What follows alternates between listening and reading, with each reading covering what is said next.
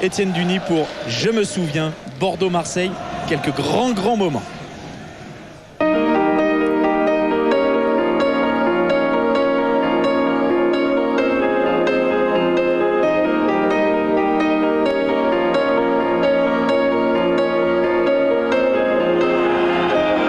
Marseille, je me souviens d'abord d'une finale de Coupe de France au Parc des Princes, indécise de bout en bout, jusqu'à cet éclair de génie survenu dans les dernières minutes de la prolongation. Sur une ultime chevauchée de Jean Tigana, Alain Giresse ajuste Joseph-Antoine Bell d'une merveille de lobe, avant de soulever une coupe qui échappait aux Girondins depuis plus de 40 ans. Je me souviens que la saison suivante, après 16 ans passés sous les couleurs marines, c'est avec le maillot de l'OM que Gigi revient à Bordeaux, pour la première et la dernière fois. Les sourires échangés avec son ancien coéquipier René Girard ne font pas longtemps illusion. Giresse tombe dans un véritable guet-apens. En exécuteur des basses œuvres, Gernot Rohr, l'ex-complice des campagnes passées, finalement exclu avec Abdou Diallo par le très démonstratif Robert Wurtz. La fête est gâchée. Seul le troisième but girondin signé José Touré éclaire d'un instant de grâce cette sombre soirée. Cette saison-là, le Bordeaux de Claude Bèze est intouchable, mais l'ambitieux OM de Bernard Tapie s'affiche désormais comme son plus sérieux rival. Je me souviens d'un hélicoptère survolant le pont de Pierre et le parc Lescure et d'un générique annonciateur des grands soirs de foot sur Canal. Le 21 octobre 89, Bordeaux accueille en leader son dauphin marseillais dans une ambiance à nouveau électrique. Joseph-Antoine Bell, désormais girondin, échappe miraculeusement au carton rouge suite à ce coup de coude sur Enzo Francescoli.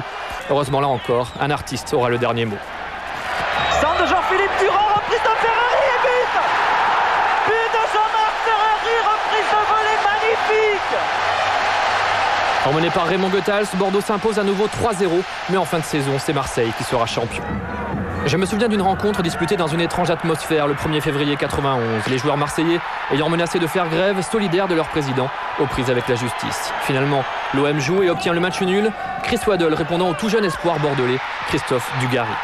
Quelques jours plus tard, les Girondins en faillite apprendront leur relégation en 2e division. Je me souviens que le plus célèbre des avant-centres marseillais fut aussi girondin. Jean-Pierre Papin, éternel buteur, même face au club de son cœur, après un travail d'orfèvre de Sylvain Wiltord.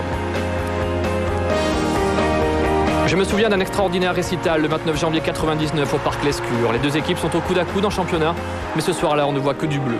Lors d'une première demi-heure de folie, Bordeaux inscrit 4 buts à un OM aux abois, avec en point d'orgue cette action sublime conclue par Lilian Laslan.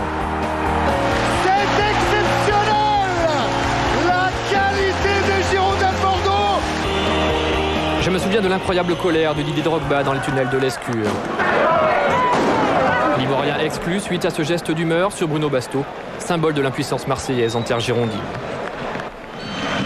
Je me souviens que l'OM pourra enfin tenir sa victoire à l'ultime journée de la saison 2005-2006.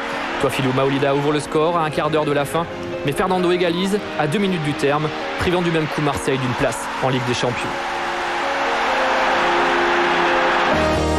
De ce grand classique des années 80, je me souviens donc surtout de joie en bleu marine. La statistique est implacable.